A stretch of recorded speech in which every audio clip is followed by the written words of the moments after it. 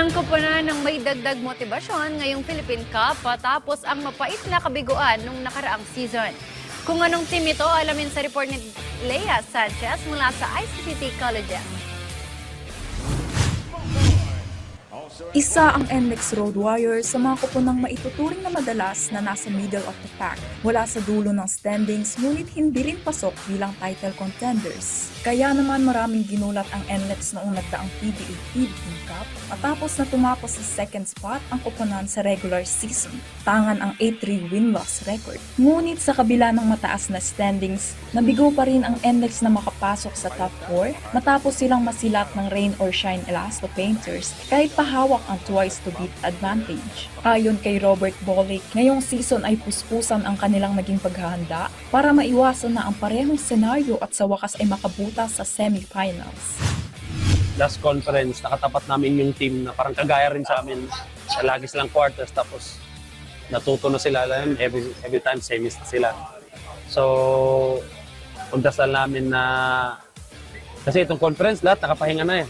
Hindi kagaya last conference na first game kami ng Token Takes, galing finals, first game kami ng ganito, maganda yung schedule namin. Ngayon hindi na eh, lahat nakapahinga na. So, I think kailangan namin i-outwork yung team. We're not as talented as some of the teams. But I really feel like the chance na makapanalo kami is yung work ethic namin as a team, chemistry namin as a team. I think yun yung kailangan namin para bumalik ulit doon sa top 4 kasi yung team na kagaya namin, kailangan namin ng twice to beat.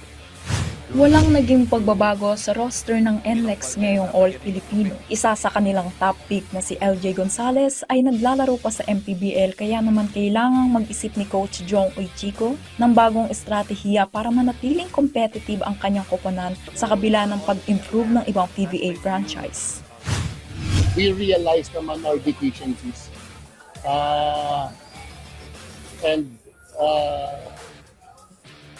So one of the ways to